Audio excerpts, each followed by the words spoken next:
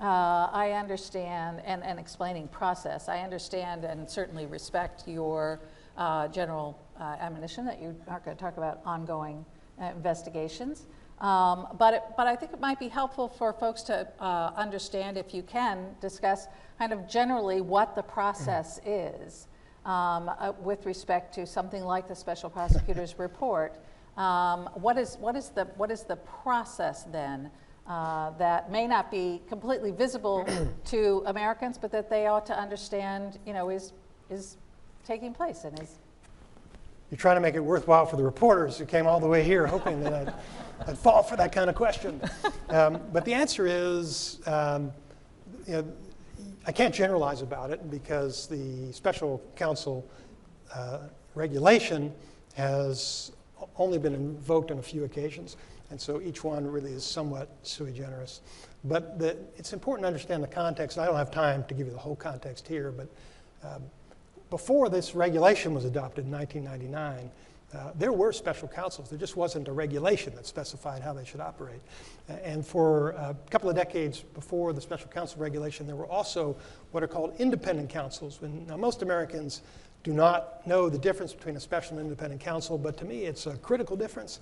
An independent counsel under the federal statute that existed up until 1999, it was a post-Watergate reform, created a prosecutor who was independent of the Department of Justice, was appointed by the judiciary, not accountable to the executive branch.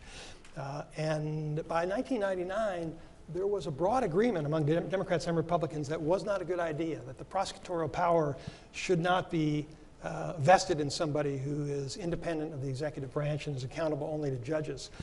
And so we returned to the traditional model, and they codified it in the special counsel regulations to provide some guidance about what they believe, that is the folks who wrote the regulations in 1999, was the best way to operate. And so we are now operating under those rules, and under those rules, the special counsel is accountable to the Department of Justice. There's a lot of confusion about this.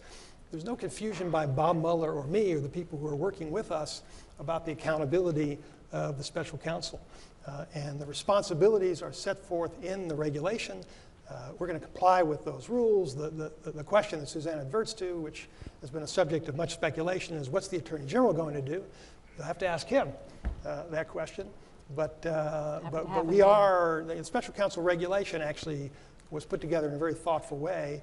And the goal of the special counsel regulation was to ensure that when the Attorney General, the acting Attorney General, believed it was appropriate, that we would establish a process whereby there would be some additional independence. And the structural independence really comes in the fact that a special counsel, if the special counsel proposes to take an action and is overruled by the Attorney General or the acting Attorney General, we're required to report that to the Congress. That's the structural independence provided in the statute. But the special counsel is a subordinate employee who reports to the Attorney General or the acting Attorney General, and who complies with department policies, including the requirement to obtain approval for certain actions, just like an acting United States attorney, for example, would need to do. So I can't answer your question because that's going to be a decision the Attorney General makes as to what to do with whatever information is provided to him. But I can tell you that I think the regulation was appropriately written to ensure that we can be confident that the investigation was conducted in an independent way, and that if that special prosecutor believed something should be done and we prohibited him from doing it, there would be a report about that to Congress at the end. Beyond that, I think Attorney General Barr is going to make the right decision. We can trust him to do that. He has a lot of experience with this.